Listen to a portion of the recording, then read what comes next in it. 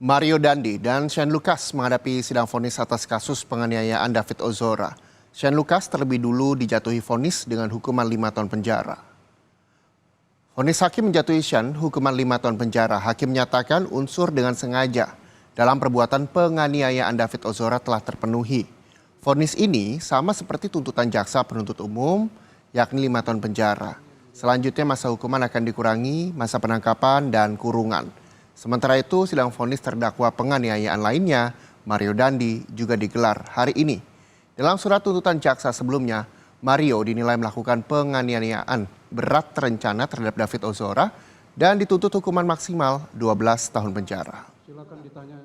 Ya, saudara, menyatakan terdakwa Shane Lucas Rotua Pangondian Lumbuan Torua alias Shane terbukti secara sah dan meyakinkan bersalah melakukan tindak pidana turut serta melakukan penganiayaan berat yang direncanakan terlebih dahulu. 2. Menjatuhkan pidana kepada terdakwa oleh karena itu dengan pidana penjara selama 5 tahun. Menetapkan masa penangkapan dan penahanan yang telah dijalani terdakwa dikurangkan seluruhnya dari pidana yang dijatuhkan dan menetapkan terdakwa tetap berada dalam tahanan. 5. Menetapkan barang bukti sebagaimana daftar barang bukti dijadikan bukti dalam perkara terdakwa Mario. Dan 6. Membuatkan terdakwa membayar biaya perkara jumlah Rp5.000. Silakan duduk. Informasi terkini terkait dengan vonis terhadap Shane Lucas, kita sapa jurnalis Kompas TV ada Tifal Solesa di Pengadilan Negeri Jakarta Selatan. Tifal, apa yang memberatkan dan meringankan vonis Shane Lucas sebelum nantinya vonis terhadap Mario Dandi digelar?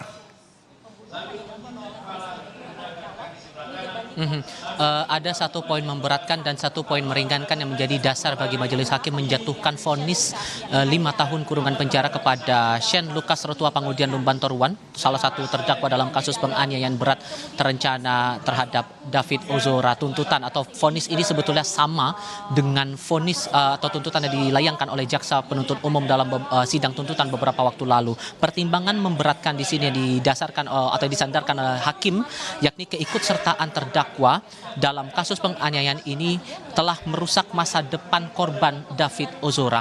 Namun pertimbangan meringankan di sini satu poinnya adalah bahwa dengan terdakwa mencegah perbuatan Mario Dandi Satrio lebih lanjut meskipun terlambat, ada alasan di situ, meskipun terlambat telah menghindarkan akibat yang lebih fatal terhadap David Ozora. Hal inilah yang kemudian menjadi dasar bahwa majelis hakim menetapkan vonis atau putusan kepada Shane Lucas ini sama dengan tuntutan dari jaksa penuntut umum dari Kejaksaan Negeri Jakarta Selatan. Yang menarik di sini, sekalipun tuntutan untuk pidana penjaranya atau pidana pokoknya sama dengan tuntutan jaksa, namun dengan dasar bukan sebagai pelaku utama, majelis hakim memutuskan bahwa Shane Lucas Rotua Pangondian Lumban Toruan ini tidak dikenakan restitusi sebesar Rp120 miliar, apalagi untuk pidana pengganti restitusi. Karena dasarnya itu tadi, karena dianggap bukan pelaku utama sehingga akan dianggap adil menurut majelis hakim untuk restitusi itu tidak dijatuhkan kepada Shane.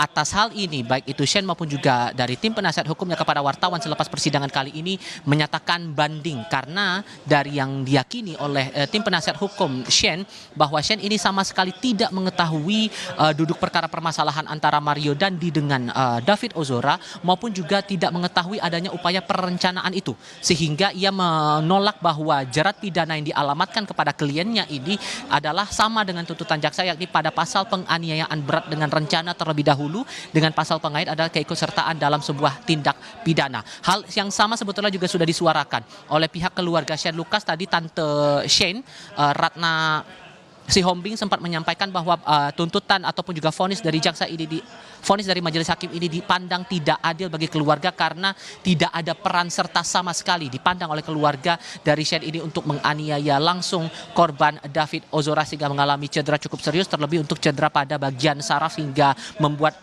korban dalam hal ini David Ozora mendapatkan penanganan medis, bahkan mendapatkan terapi hingga saat ini. Tapi di sisi lain dari pihak keluarga korban dalam hal ini David Ozora masih berharap bahwa vonis dijatuhkan kepada keduanya bisa dipidana maksimal sesuai dengan tuntutan jaksa setidaknya karena dianggap peran-perannya sudah cukup jelas sesuai dengan fakta-fakta persidangan. Terlebih pengakuan ataupun juga testimoni dari pihak keluarga ini sudah disampaikan kepada majelis hakim pekan lalu. Reza.